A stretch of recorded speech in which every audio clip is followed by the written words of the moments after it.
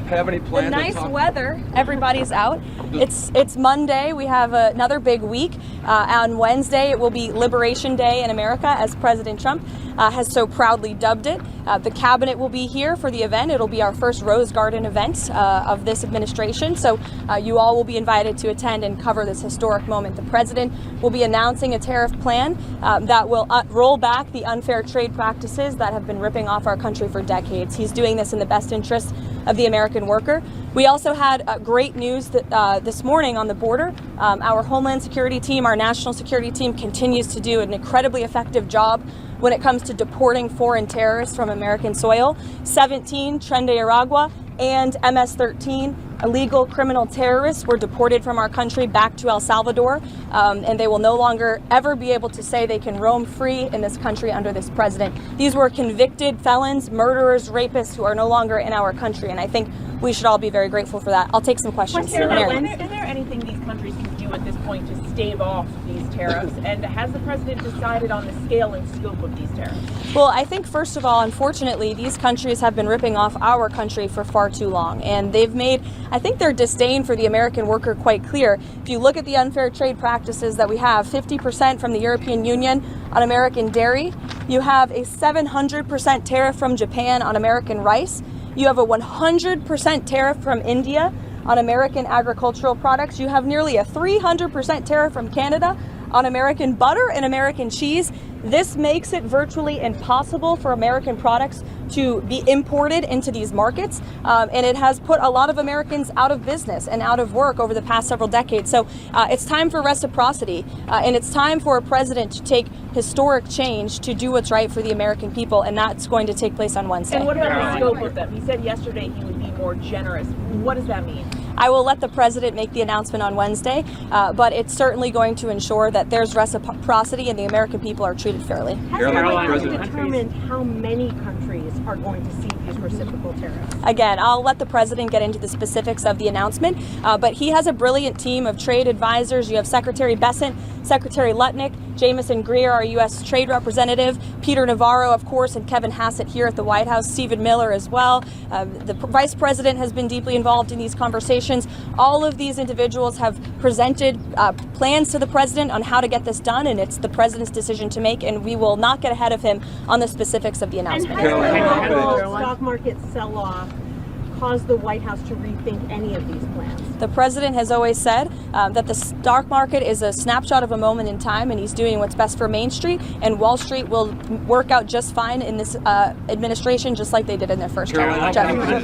As you said last week, Caroline, you said there would be an investigation or a review into how Jeffrey Goldberg's number got on that group chat. What's the status of that review, and what is the status of National Security Advisor Mike Waltz? As the president has made it very clear, Mike Waltz continues to be an important part of his national security team, and this case has been closed here at the White House as far as we are concerned. There have been steps made to ensure that something like that can obviously never happen again, and we're moving forward. And the president and Mike Waltz and his entire national security team have been working together very well. If you look at how much safer the United States of America is because of the leadership of this team. On the tariffs, are there going to be sector-by-sector announcements this week at the event you're alluding to? Is it going to be focusing on sectors or more country-based tariffs? The goal of Wednesday are country-based tariffs, but certainly sectoral tariffs. The president has said he's committed to implementing them, and I'll leave it to him on when he makes that decision and that announcement. Caroline, does President Trump still plan to talk to President Putin this week, and if so, when? I don't have a readout for you on that call, but as always, we'll provide a readout. Usually the president likes to let you guys know first, especially for big calls like that. Steve? Any exemptions for farmers being considered for these tariffs? No exemptions at this time.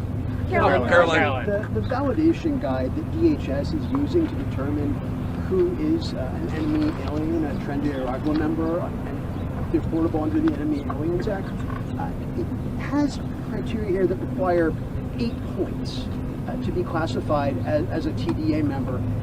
You can get classified by simply having certain symbols in your tattoos and wearing certain streetwear brands. That alone is enough to get someone classified as TDA and sent to El Salvador. That's not true, actually, Andrew. According to this document, it is. No, according to the Department of Homeland Security and the agents, have you talked to the agents who have been putting their lives on the line to detain these foreign terrorists who have been terrorizing our communities? TDA is a vicious gang that has taken the lives of American women. And our agents on the front lines take deporting these people with the utmost seriousness, and there is a litany of criteria that they use to ensure that these individuals qualify as foreign terrorists and to ensure that they qualify for deportation. And the president made it incredibly clear to the American public that there would be a mass deportation campaign of not just foreign terrorists, but also illegal criminal aliens who have been wreaking havoc on American communities. And shame on you and shame on the mainstream media for trying to cover for these individuals who have. This is a vicious gang, Andrew. This is a vicious gang that has taken the lives of American women. The government filed in court, which says all. And you said yourself there are 8 criteria on that document. They need 8 points. And you are questioning the credibility of these agents who are putting their life on the line to protect your life and the life of everybody in this group and everybody across the country. And their credibility should be questioned. They finally have a president who is allowing them to do their jobs, and God bless them for doing it.